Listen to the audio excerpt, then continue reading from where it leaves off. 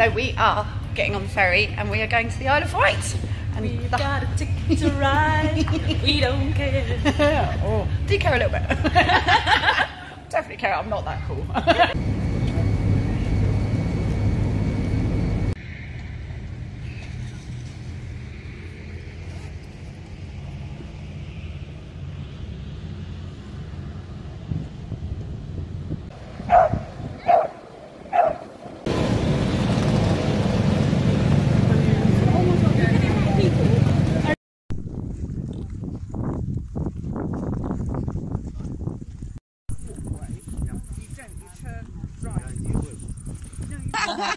Sorry, I don't want to ruin or anything. I'm a male. Yeah. I know.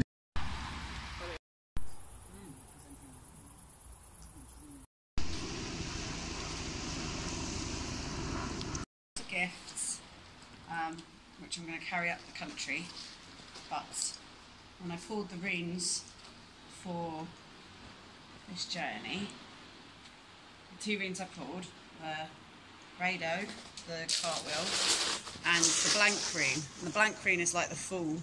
It means anything is possible, it's everything and nothing. And Rado is the cartwheel, which means you're going on a journey. There will be hard times, there will be easy times, but this too shall always pass, and to just keep putting one foot in front of the other. And so this is going here. And also it means something special to me because when I did the Sisterhood tour, it was the card, I pulled the card, the Wheel of Fortune, when we were asking what we were saying to Matthew Hopkins, and it had these women at the bottom who looked like they were in despair and we were about to face trial as witchcraft, and then the women at the top were in full power and looked amazing and golden and full of light. And it made me realise that, like, yeah, we have Matthew Hopkinses in the world, we have Donald Trumps, we have people that are oppressors, but they too shall pass, they don't last forever. And so whatever is currently going on, it's part of the process, part of the journey. And just like with pilgrimaging, just enjoy the ride. Nothing is permanent. So this is staying here, and then we're going to take the blank rune up to Hope Bay.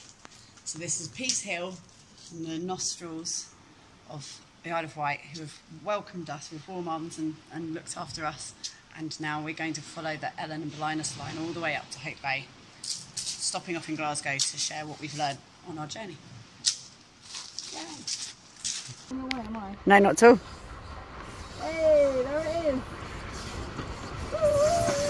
Boop, boop.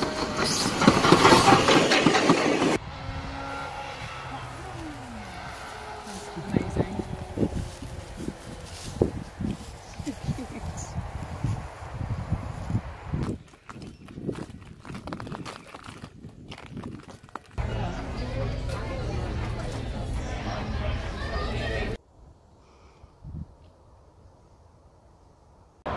Hello. It's our first motorway.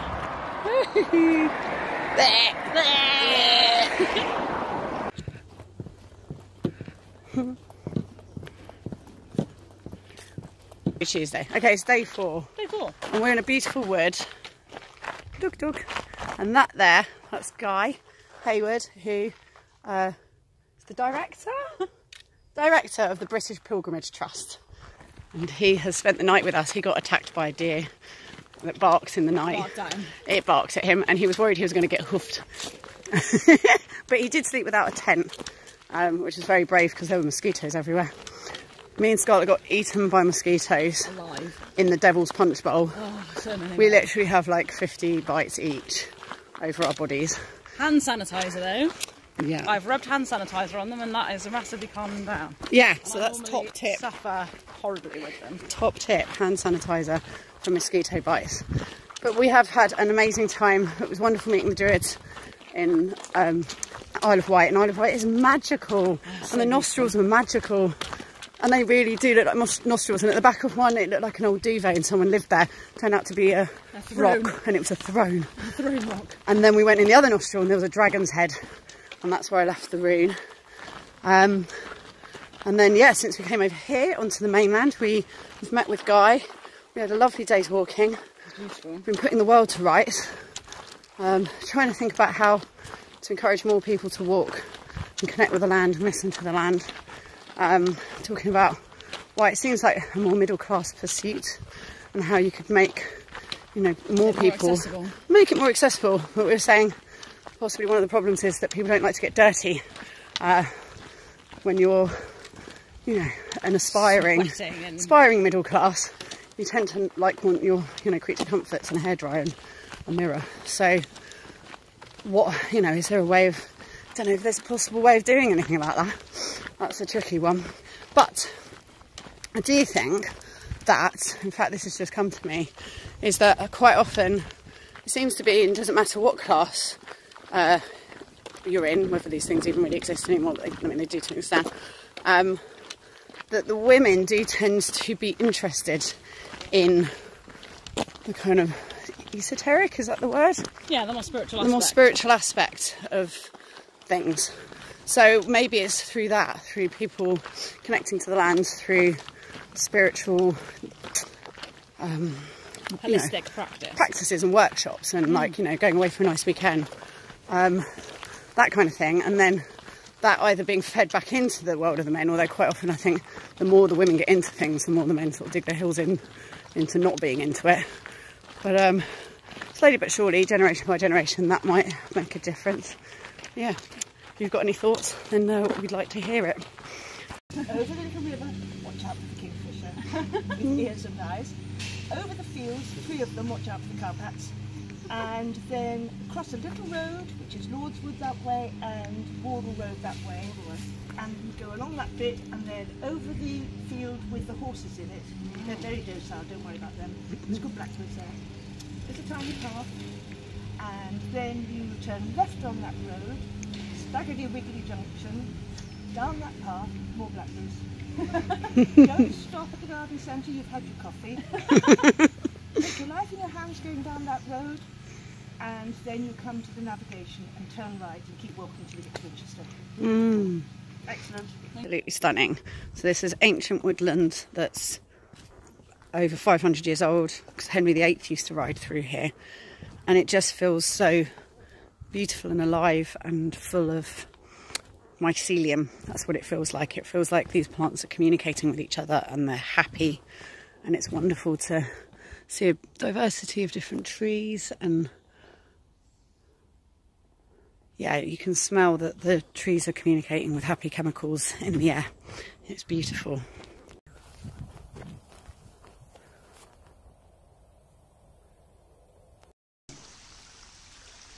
So this was my bracelet, which I'm sad broke, because they were all black stones with one pink stone, and my boyfriend's got one that's all pink stones with one black stone. But his broke as well, and then now mine's broken.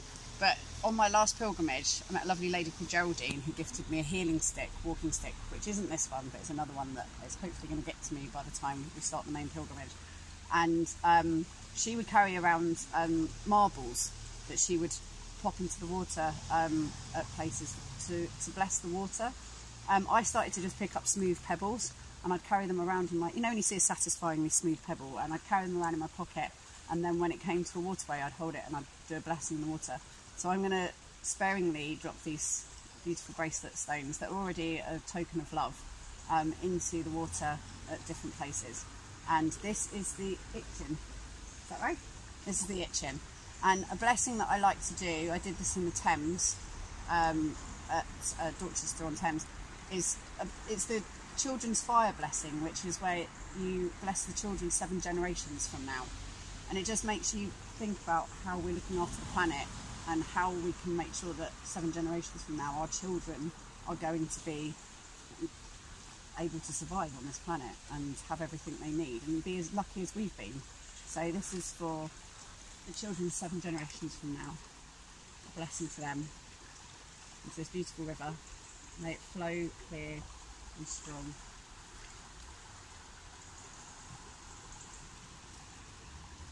Yeah, I'm up for a bit of wild swimming. Should we just jump in? Yay. And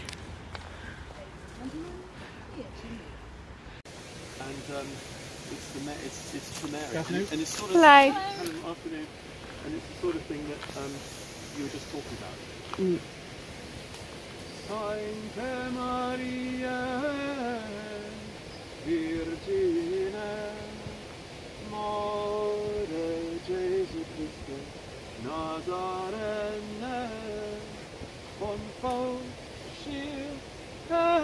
in Godrich, ontvangna, bring herlige with therein Gottes richen. Sainte Maria, Christus Bord, Meirenes Kleinheit, Moderes Flor, Kyrie in sinne, rexim in mor, bring me to win with That's beautiful. We can walk to Scotland. Once you're in the flow, it feels like walking to Scotland's going to be easy, doesn't it? Yeah, we'll just carry on in this. Yeah. Yeah, just keep doing this for a few weeks. It was scary though when he said, what are you doing? We're like, we're walking to Scotland, and it was the first day and we were exhausted. It was just like a bit terrifying.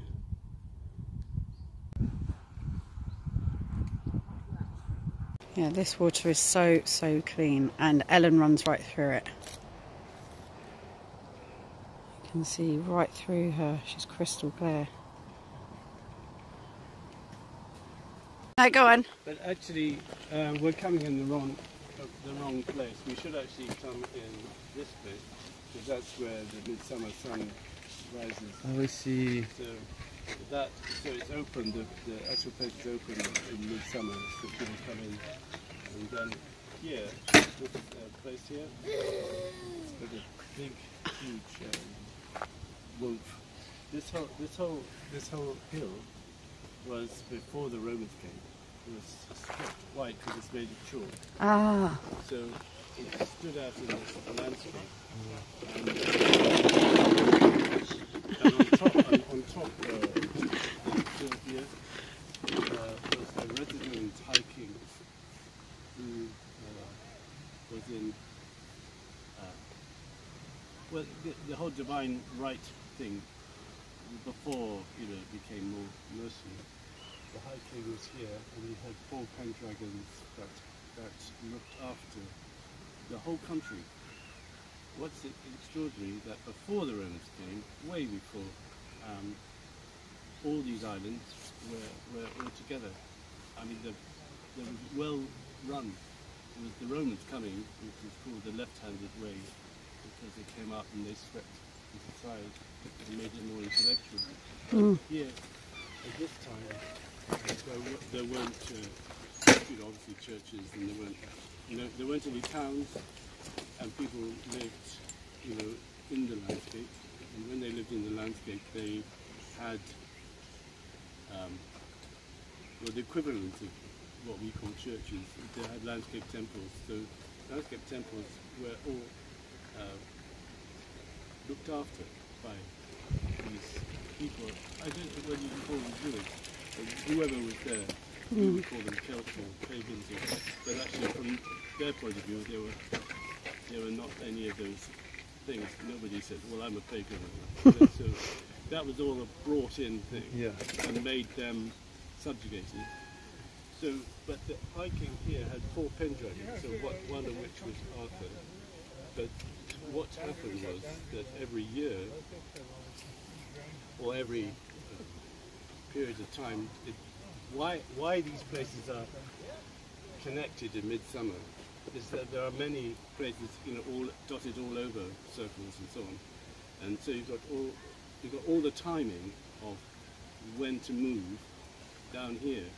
So if you're coming from Cornwall or you're coming from Scotland, you made your way down here because the timing was done just right. So it was obvious that you started now, or you knew when to begin because that was midsummer and it took you that long to get down here.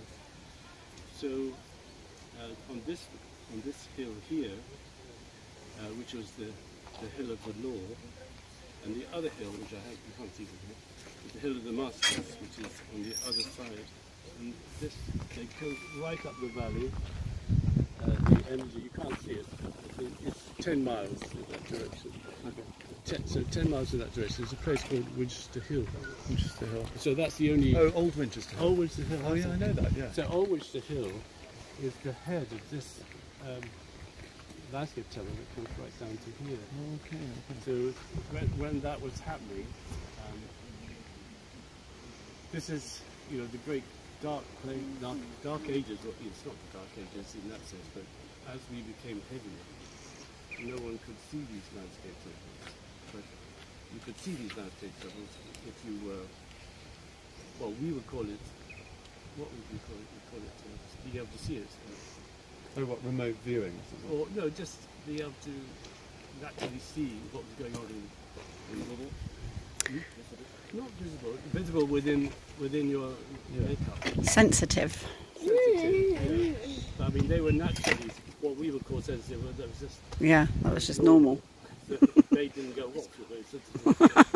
We got heavier and heavier over the centuries. We become more because we become more in the head. We've become far more intellectual. because we've done that, we can't see. But you could see this landscape. This temple stood up and was 10 miles long, and you could see it from space. What's been happening ever since? People cutting us down into smaller and smaller compartments. That same energy is going on. Yeah.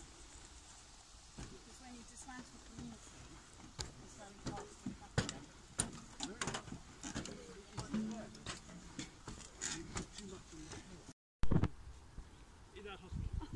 I was going to say, surely it was the same place. Got a photo of it from above.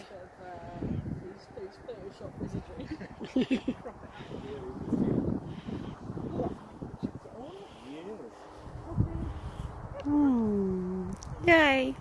Hello! Hello! He's a Gert Mallyshagger. Oh, he's got a long way to go. I'm off!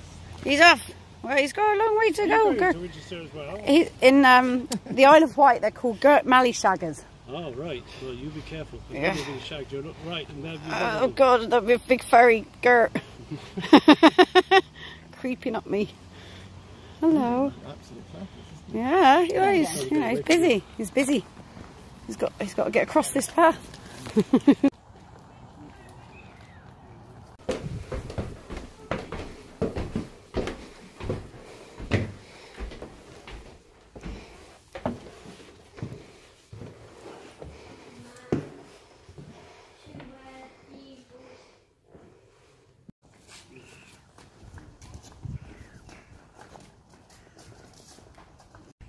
Keep going. And Juliet is the sun. Rise that sun, kill the envious moon. He is already sick in bed. These are not a maid.